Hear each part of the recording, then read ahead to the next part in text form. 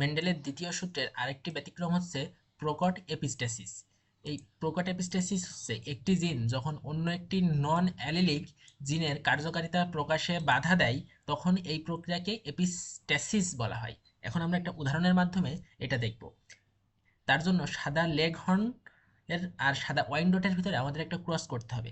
এখন আমরা ধরে নিতে পারি যে সাদা লেগ হর্নের রঙিন পালকের জন্য দায়ী জিন হচ্ছে সি, অর্থাৎ যদি প্রকট জিন ক্যাপিটাল সি উপস্থিত থাকে তাহলে সেই সাদা লেগ হর্নের রঙিন পালক দেখা যাবে, এবং সাদা লেগ হর্নের রঙিন পালকের বাধাদানকারী প্রকট জিন হচ্ছে ক্যাপিটাল আই, অর্থাৎ যদি সাদা লেগ হর্নের ভিতরে ওই রঙিন পালককে বাধা দান করে তাহলে সেখানে ক্যাপিটাল আই জিন উপস্থিত থাকবে।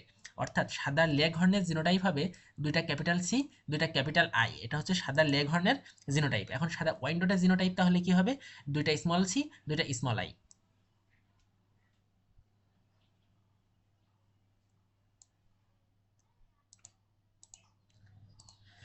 অর্থাৎ এই ক্ষেত্রে সি হচ্ছে প্রকট হাইপোস্ট্যাটিক জিন এবং আই হচ্ছে প্রকট এপিস্ট্যাটিক জিন। এখন হাইপোস্ট্যাটিক কি আর এপিস্ট্যাটিক কি, এই দুটো জিনিস আমাদেরকে জানতে হবে। এপিস্ট্যাটিক জিন হচ্ছে যে জিনটি অপর জিনের বৈশিষ্ট্য প্রকাশে বাধা দেয়, সেই জিনকে আমরা এপিস্ট্যাটিক জিন বলি। অর্থাৎ এপিস্ট্যাটিক জিন কাকে বলা হয়? যে জিন আরেকটা জিনের বৈশিষ্ট্য প্রকাশে বাধা দেয় সেই জিনটা হচ্ছে যে এপিস্ট্যাটিক জিন। এখানে এই যে আই জিন তার রঙিন পালকের বাধা দান করছে, রঙিন পালক সৃষ্টিতে বাধা দান করছে, এই জন্য আই হচ্ছে এপিস্ট্যাটিক জিন। আর সি হচ্ছে হাইপোস্ট্যাটিক জিন। হাইপোস্ট্যাটিক জিন জিনিসটা কি? যে জিন বৈশিষ্ট্য প্রকাশে বাধা পায় সেই জিনটিকে বলা হয় হাইপোস্ট্যাটিক জিন।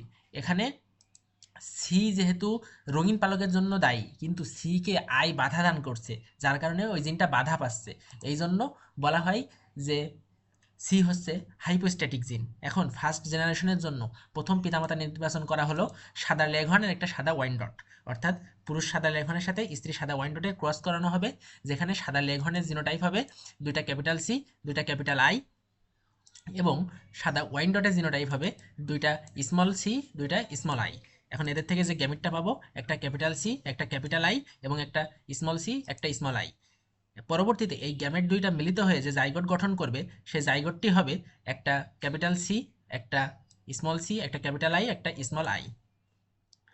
এর বৈশিষ্ট্যটা হবে সাদা, কারণ এখানে সাদা লেগ হর্নের এই যে রঙিন পালকের বাধাদানকারী প্রকট জিন যে আই, সেই প্রকট জিন আইটা উপস্থিত, এই জন্য রঙিন পালকটা প্রকাশ পাবে না, অর্থাৎ সাদা প্রকাশ পাবে যেহেতু এখানে আই উপস্থিত আছে। পরবর্তীতে এদের মধ্যে যখন আবার ক্রস করানো হবে তখন একটা সাদার সাথে, মানে এই যে F1 জনুতে ফার্স্ট জেনারেশনে আমরা যে সাদাটা পেয়েছি এই সাদার সাথে যখন আমাদের আরেকটা একই সাদার ক্রস করানো হবে তখন আমাদের সেখানে গ্যামেট উৎপাদন হবে চারটা। এই চারটা গ্যামেট হলো একটা ক্যাপিটাল সি, একটা ক্যাপিটাল আই, একটা ক্যাপিটাল সি, একটা স্মল আই, একটা স্মল সি, একটা ক্যাপিটাল আই, একটা স্মল সি, একটা স্মল আই। দুইটা সাদার ক্ষেত্রে আমাদের একই ধরনের গ্যামেট উৎপাদন হবে, অর্থাৎ সব ক্ষেত্রে আমাদের গ্যামেটগুলা একই থাকবে। পরবর্তীতে আমরা চেকার বোর্ডের মাধ্যমে যখন ওদের সেকেন্ড জেনারেশনটা দেখাবো তখন আমাদের উপরের দিকে অর্থাৎ রো বরাবর আমরা পুরুষ যে গ্যামেট সেগুলো এবং কলাম বরাবর স্ত্রী গ্যামেটগুলো স্থাপন করব, করার পরে আমরা চেকার বোর্ডে সবগুলো স্থাপন করব। এখন স্থাপন করার পরে আমাদের টোটাল আমরা যে 16টা নতুন যে সংকর প্রজাতিগুলো দেখতে পাবো তার মধ্যে আমাদের 3টা হবে রঙিন, কারণ এই 3টার ভিতরে কোনো ক্যাপিটাল আই বিদ্যমান নাই। আমরা যদি খেয়াল করি, এই একটা, এইটা এবং এইটা, এদের ভিতরে কোনো ক্যাপিটাল আই বিদ্যমান নাই। ক্যাপিটাল আই বিদ্যমান না থাকার কারণে এদের রঙিন পালক আমরা দেখতে পারবো, কারণ কেবল ক্যাপিটাল আয়ের অনুপস্থিতিতেই এর যে ক্যাপিটাল সিজিন তার বাহ্যিক প্রকাশ ঘটে। এই কারণেই আমরা ক্যাপিটাল আয় অনুপস্থিত জায়গায় রঙিন পালক দেখতে পারবো। অর্থাৎ এদের ফিনোটাইপিক অনুপাত হবে 13:3, অর্থাৎ 13টি সাদা পালক বিশিষ্ট সাদা ওয়াইনডট এবং 3টি রঙিন পালক বিশিষ্ট সাদা ওয়াইনডট আমরা দেখতে পারবো। এটাই হচ্ছে যে মেন্ডেলের দ্বিতীয় সূত্রের ব্যতিক্রম প্রকট অ্যাপিস্ট্যাপিস।